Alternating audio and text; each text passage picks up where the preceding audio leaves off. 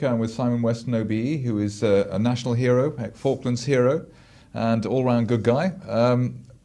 Your story in the public eye is over 30 years. Obviously, it was with the Falklands War where you came into the limelight with, I suppose it made an impression on anyone who was looking at the media or looking at TV at that time. You were in the war. I presume that the real battle started after the war in some senses. In most senses, really, you know, surviving, having been blown up, surviving your injuries, depression, all the problems that come with finding out that you're disfigured and you're disabled, you know, what the future might hold, what can you achieve in life, and the things you learn whilst in hospital and you're doing your rehabilitation about yourself. And the fact is that you can do a lot of things no matter what life throws at you. You know, you can be disabled, but you can still triumph.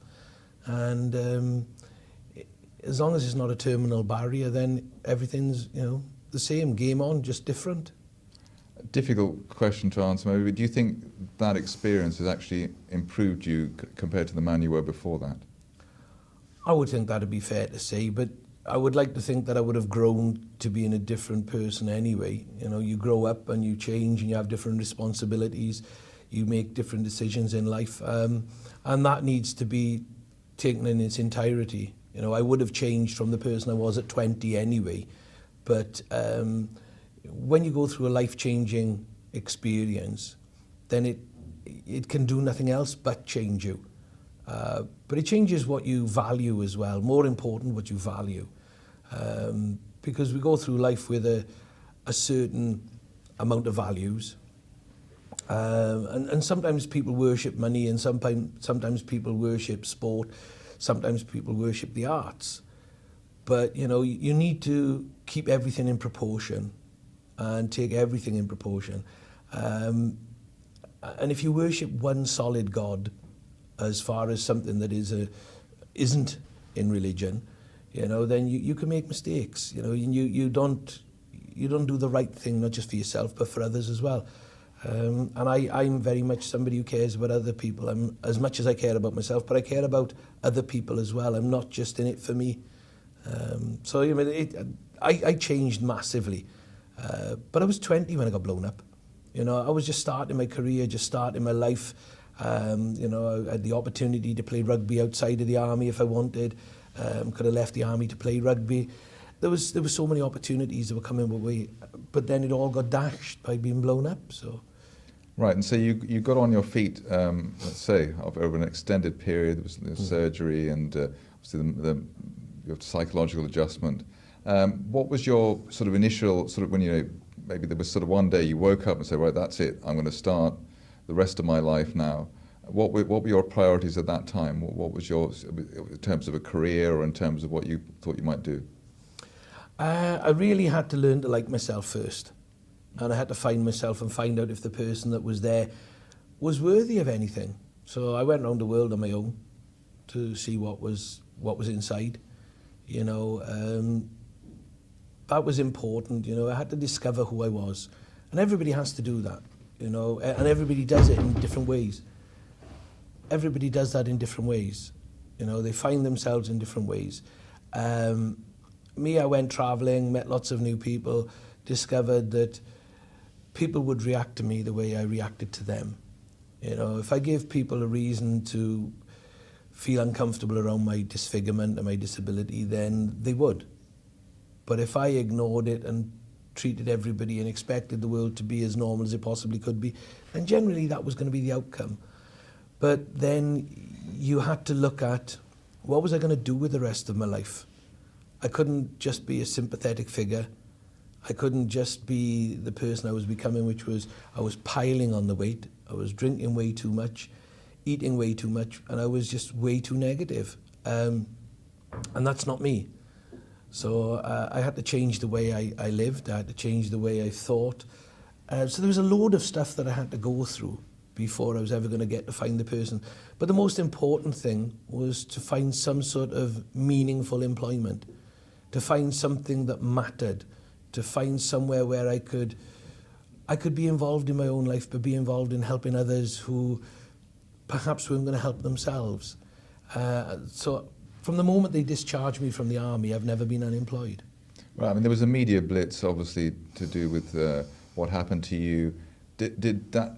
Were you able to sort of use that in a positive way? Because obviously the media is a bit of can be a two-edged sword. Yeah. They like you one day, they hate you the next day, or you become yesterday's news. There's all sorts of angles to it. But I mean, were you able to knock on doors or meet people or use that sort of that fame, let's just say, in a positive way?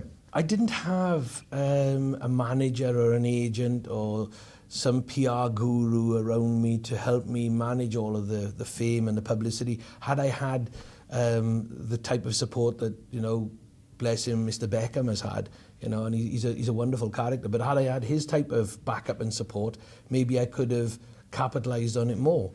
But I didn't have that, and I'd never wanted to be famous. So being famous for all the wrong reasons in many ways didn't really capitalise itself. And, you know, this has never brought me great wealth and fame or fortune. You know, I'm famous to some, but not to others. So I've never been able to capitalise on it. You know, and I've had all these other plaudits, and I've had all these elected honours and all the rest that go with that. And not one thing have I had out of it. You know, got elected Britain's most identifiable and people's choice of hero in the country, but I didn't even get a sticker. You get a sticker if you go to the dentist. I didn't get that, so I've never been able to capitalise on that. Maybe sort it's of thing. still. Maybe that's on its way. Let's see what we can sticker, do. I want the sticker. Yeah, stickers in the post. But no, so, I mean, I'm at the age of 20, 21, 22, whatever. I had no sort of skills around that type of world. So how was I ever going to capitalise on it? And nobody came forward to try and help me capitalise on it either. So I was very much on my own with it. So, but what it did do, it increased my confidence.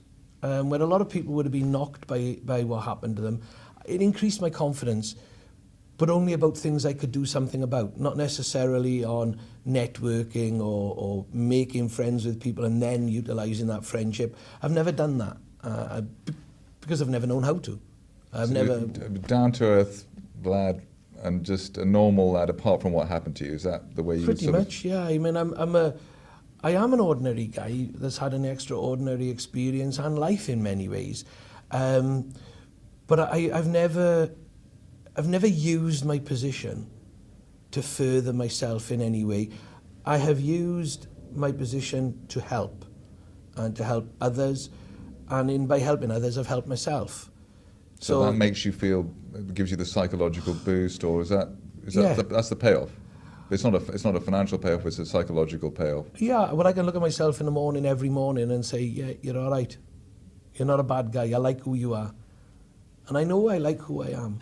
You know, may not like the scars and everything else that goes with it, but hey, it's part and parcel of who I am now. I've been like this longer than I was previously as the first Simon Weston, and now I'm the second Simon Weston. You know, I'm not taking on the David Icke sort of ethos. You know, I'm the son of God or whatever. I'm just saying I am the second Simon Weston, because I was changed irrevocably. You know, I'm indelibly stamped with the Falklands War. So as I am all of those things, what can I do with it? Had to be the point. What can I do to make this a success? This person, these scars. And I've been able to do that through different charities and setting up things that would benefit other people who couldn't benefit themselves. But that's why I do a lot of the old motivational speaking. You know, actually I believe it's inspirational speaking rather than motivational, because motivation comes from within, inspiration comes from without. Who inspires you? And you speak in front of, is it in a business context, or Yeah. what is it? Is sporting? I mean, does it motivation go across the board in terms of what you're doing? Yeah, inspiration, motivation is for everybody. It's not just one person.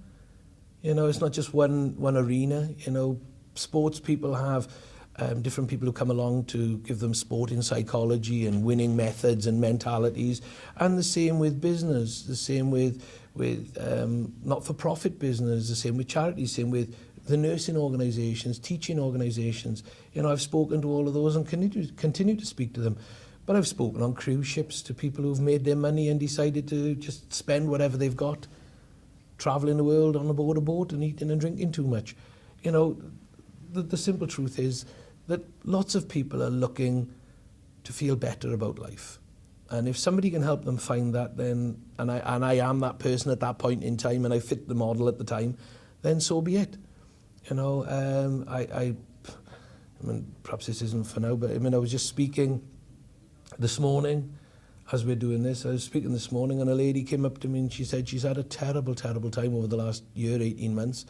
And what I had to say this morning has helped her immeasurably. If that is only one person, that's fine. Then I've helped somebody. Whatever I've done today and whatever I've been paid for doing today, but what I've done is actually help somebody. And that's the point of me being there, to try to help people deal with the rest of it. So, you know, life is very strange. It's not what happens in your life that really matters, it's what you're prepared to do about it. And realistically, I was prepared to go out there and find my life and find out what life could offer. But I've had very little given to me in the way of success. I mean, I've had to go out and work for it and work hard for it. Right. You're going to be appearing at Master Investor on April the 25th. Mm-hmm. Could you tell us about your involvement in that and the venture you're associated with? Well, it's Zappa Woo, and I'm there as one of the directors, and it's about giving people the opportunity to get late rooms in hotels, but people who are disabled. Because a lot of the time what happens is they can't get rooms, they can't get late rooms, and they don't get the discounts. The able-bodied can get those disabled rooms with discounts, but the disabled can't. So they're being discriminated even though the facility is there for them. And what we want to be able to do is to make sure that they can get that type of facility and opportunity and flights and holidays and in this country, right the way across the world. It's not just here. We want to make the opportunity available for people to enjoy the same benefits that all these wonderful other websites and all these other wonderful travel agents offer to people, able-bodied people, but disabled people are being, I don't like to use the word discriminated against, but there's like a covert discrimination that's going on. Because what people do is go, well, we've got this disabled room, oh, well, we'll just get rid of it, you know, 2 or 3 days before a deadline, so to speak. And then people are being left without a room, and they say, no, sorry, the room's already gone. But it should have been held for a longer period of time. And I know it's a room, and I know every room that's empty is costing a hotel money, but ultimately it was created. It was created for that specific purpose, and it's being denied people.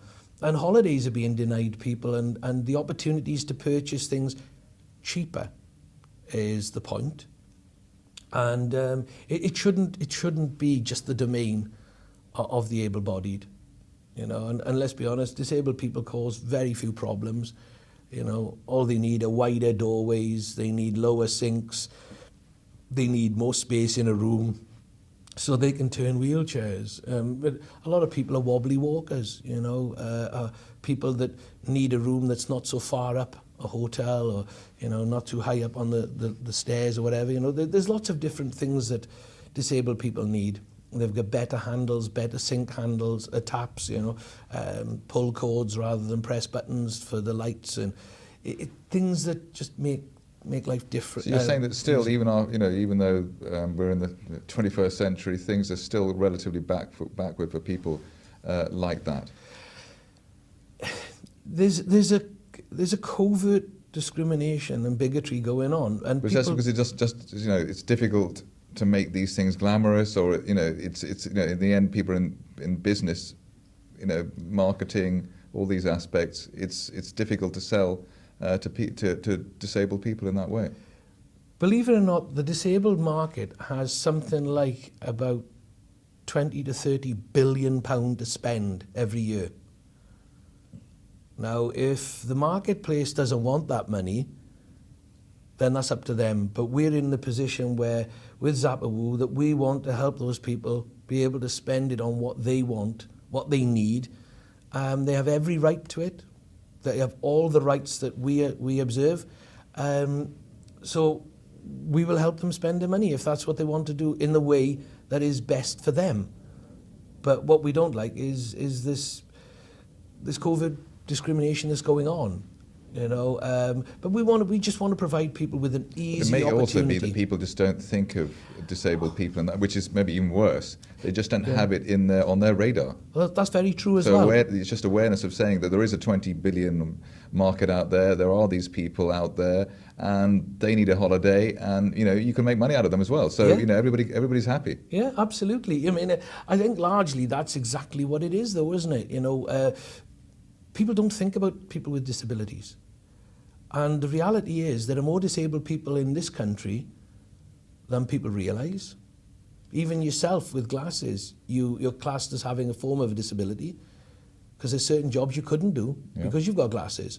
But that then changes everybody's thought process then when you start pointing out what is a disability and what isn't a disability. But it's not just in Britain. If you think about the spend that the British disabled have got, we'll start thinking about all the other Western countries like Holland, Germany, France, Belgium.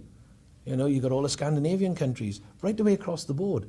The Paralympics have proven how many disabled people there are and that can do things and come from other countries to compete. So if they can find enough people to compete, then there's 10, 20 times more than that are around. There are millions of disabled people in this country. And they're all looking for the same things as able-bodied people. They're not asking for more. They just want the same. But it's I would say it's a taboo area, but it is something that people try. Let's say people who don't have disabilities try and put these things out of mind. It's out of sight, out of mind. Oh, and yeah, as if it's something which will it'll make them feel a bit.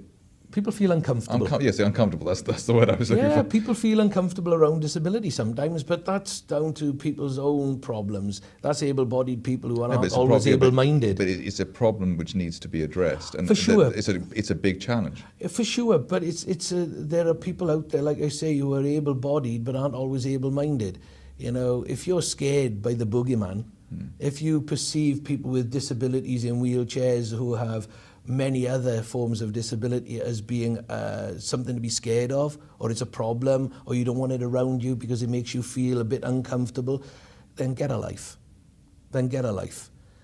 Because disability is here forever to stay. It's not going away. We can't make it better. We can't solve it. Disability is disability. Some people are born with it.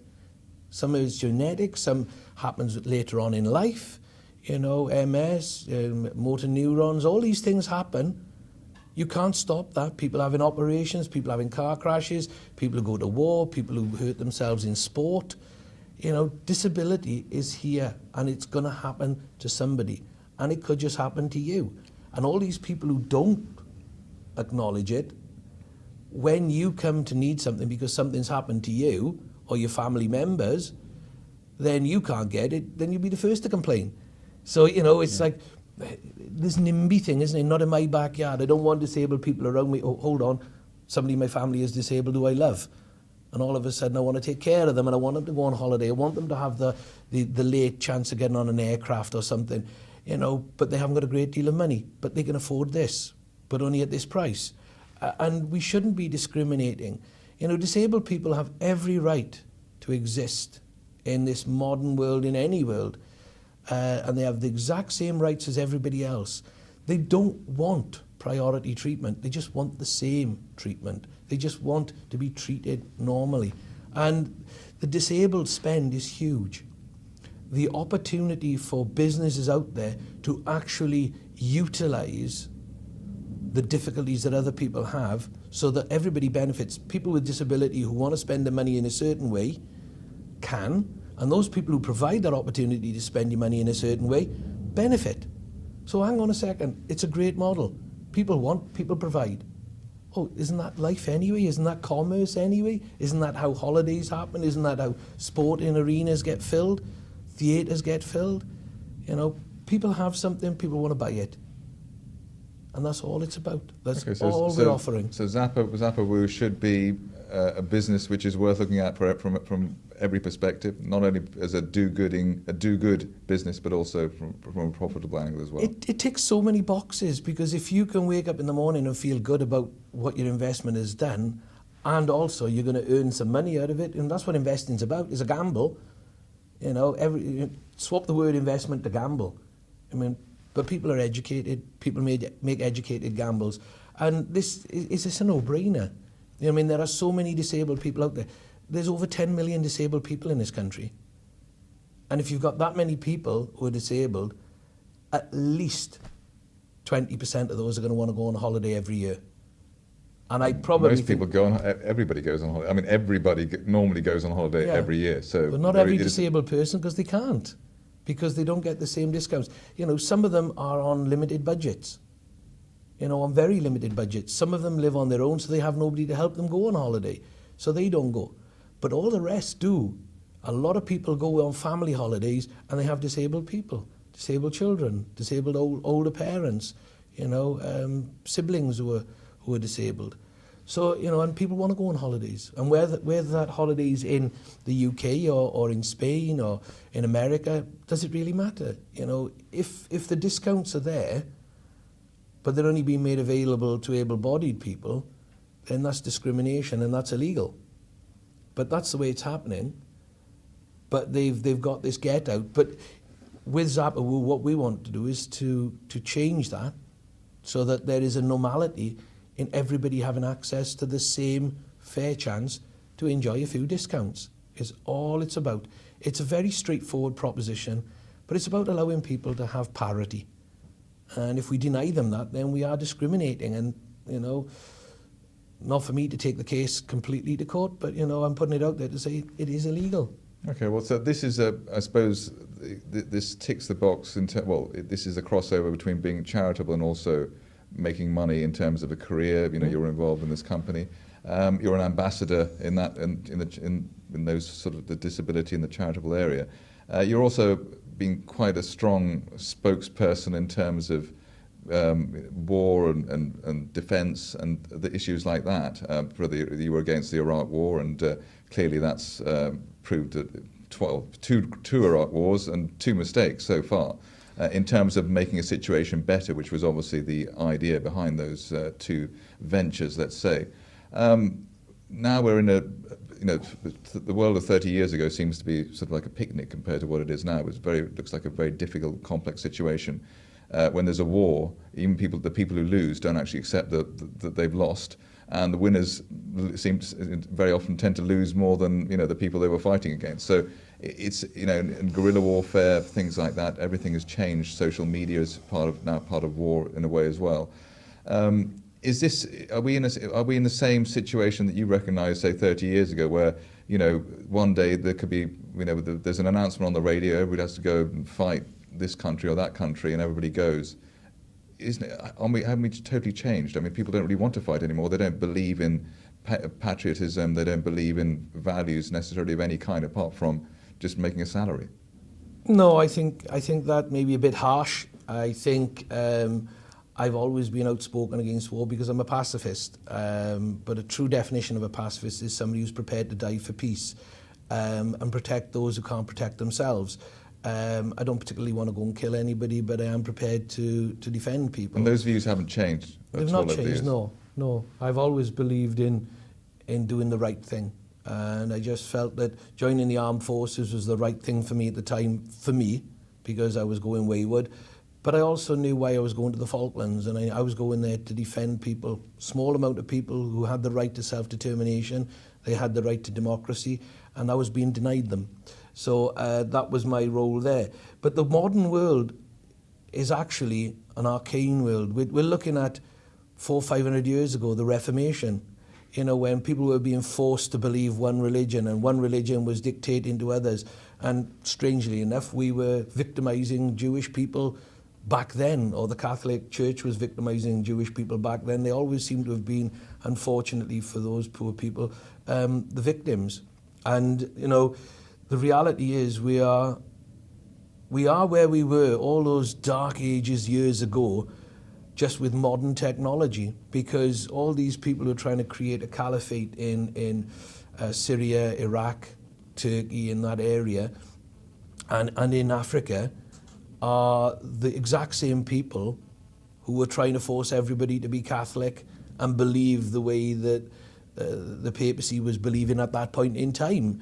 And it was proven to be wrong then, and this will be proven to be wrong. But it'll take a long time to sort itself out. And with the modern methods of communication, they're able to rally more troops and more impressionable youngsters who really have always had it very easy, but they seem to believe that somebody somewhere is their brother, but there's no bloodline so social relation media at has all. been a bit of a Pandora's box, or a can of worms in that way. Pretty much, yeah. You know, but it is no different to the type of warmongering that went on in the Second World War with Mussolini, with Hitler, you know, Papa Doc out in Haiti, and Baby Doc again, and you know, all those different sort of lunatics that have gone through life. No, but the situation at the moment is we are governed by people who have no experience, no direct experience of war or even life in general. They're just simply professional politicians. Is that a view you take, and therefore that's why they don't know how to handle a defence budget, they don't know how to appease or fight with aggressors? I think, like, I mean, you can look at every war, and the people who've been in charge have no military history. You know, just because you've got people in the government or in your party that have had military history doesn't mean to say you're going to make the right decision about war. The problem is, after certain hostilities finish, governments look for a peace dividend. They try to save money, and the tragedy is there is no peace dividend. There's always a cost, and the cost could be helping people who've got mental health state problems and end up in prison, or it could be that they've got physical disabilities. You know, they're always going to have to be looked after because of their service. There's always a roll-on cost. And then the other cost is, if you don't invest and keep an investment in your armed forces, then when something big does happen again, you're scrambling around trying to find the equipment, you're trying to find the people to go and then protect those people who deserve to be protected because they can't do it for themselves. There is never such a thing as a peace dividend. There is just naivety, and there are bean counters. And we have to change the way we think about how we do it. If we can't afford the NHS, the NHS is more important than defence, isn't it? The problem with the NHS is it was a modern idea created sort of 50, 60 years ago, whatever it was, when it was first created. And it was created off the back of everybody contributing. And at that point in time, most people did contribute. Now we have an influx of people into the country who haven't contributed, but they're all entitled to use the NHS. We can't continue to feed 500,000 people a year into a system when there's only a certain finite amount of money there to help people. And when all these people are living on the benefit system as well, then something has to break. And I'm not being anti-immigration, because we need it. We have to have immigration. And a lot of these people work blessed hard when they come here, but they haven't been contributing all their life. You know, the indigenous population that are here, hopefully their families have been contributing. But there has to be a checks and balances made. And the military is a necessity, as is the NHS. But then the NHS still comes first. It's a priority. Even when the Russian jets are flying over Europe, the rest of Europe, it's still, the NHS is more important. We still have the NHS. But things have got to change. You know, and it's tragic that it's going to have to change, but things are going to have to change, because we cannot continue down the road we're going. That is just the tragedy of life. We would like to, of course we would, because it's lovely to think that something that's been protecting us in our life is going to still be there. But unfortunately, it can't continue to work in the same way it's been working, because people aren't going to let it. See, people have said many times before, life is very simple. The only thing that complicates it are people. And people are making the whole situation very complicated, because there can't be a continued open door policy to everybody to use the NHS. The education system, you know, the Army, the Navy, the Air Force are providing potential jobs, but nobody's joining now because they're all being chucked out. Nobody's joining the TA. And the reason they aren't joining the TA is because they'd have to get paid they're getting offered to be paid for 18 days as a regular soldier. But have a look what a regular soldier earns. Would you serve in the army now? Would you go and fight in Ukraine if we had to go to Ukraine? Would you fight in the Middle East? Would you get involved now? It depends. If you were 25? Oh, I'm 53. You know, you're asking me to make a 25-year-old's decisions at 53 with all the responsibilities in the family I've got. Better question to ask is, would I let my children go? Apart from the fact I couldn't stop them because of their age, but I wouldn't want them to go. You know, there's a difference. There's an honour and an honour-bound duty to take care of those people and to do it properly. And at this moment in time, with all the cuts and with the problems and the issues that are going on, I don't think that their best interest would be served by being in the armed forces. You know, I accept that people go and get killed, and it doesn't matter how many people you've got in the armed forces, somebody's going to get hurt and injured and killed. And I mean, as I always believe about me, it's why not me? Why wouldn't I get injured? As my offspring, if they went to go to conflict, why wouldn't they get hurt or killed and injured? You know, but that would be fine if the right investment was made and there were enough people there, support elements, to make everything possible. But you can't do that if you're not spending the money in the right area. And we can't sit here and say, well, the NHS has got to take priority over the armed forces. Why? They're both essential to the country and to the safety of the country. But we do have problems. And everybody knows what those problems are. Everybody knows that there's too many people using the NHS, you know, and they're using it. We see people go into the hospitals that have got coughs and colds and sprained ankles. You got a sprained ankle. When I was a kid, we used to bandage it up in the house. Never went to the hospital. You know, we've got people who are just using it, and people seem to have lost responsibility for themselves. You know, for goodness sake, get a grip. Get a grip, you know. Final question. We've got the general election coming up in May. Have you got any optimism surrounding the outcome of that? More money for defence, more money for social services? You know, the one thing I know about politics is I just listened to one party say they're going to make their 5 key election promises. So we know that they're making 5 key election promises that they're going to break as soon as they get into power. You know, that's the one thing we know about elections, is whatever's said in the run-up to it, it never is true when it gets there, because they just let it slide because something else takes over the media and the news and everything else. And it's tragic, really, you know, because we've got to protect the NHS, we've got to protect education, we've got to protect the armed forces, the policing, because these are all about our security and our safety and our furtherment of our country, to benefit our country by having more and better educated kids. So, you mean, I wish politicians would stop using those key things as political footballs. You know, go make a difference properly. Make long-term investment. Make things happen over the long term. Stop looking short-term just for short-term gains in elections. Set a policy out, and if everybody sees it's good, the general public are not stupid. They will see it for what it is. And if somebody changes it or shouts it down, people are going to go, why are you doing that?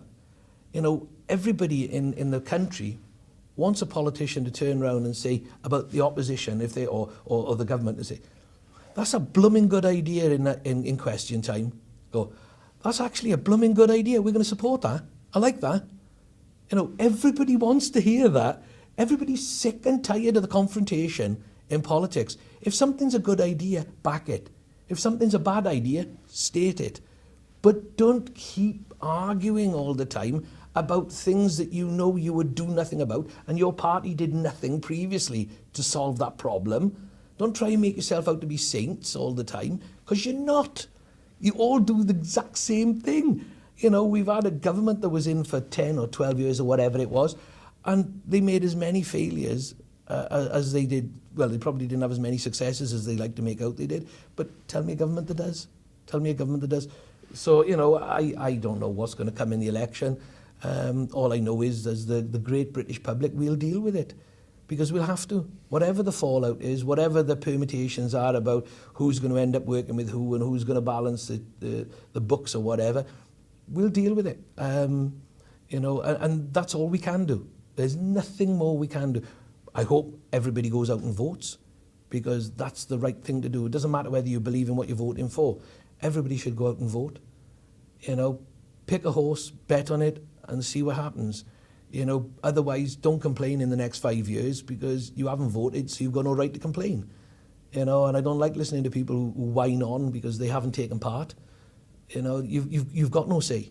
If you don't vote, you don't have a right to come and complain about things. And I don't want to listen to it.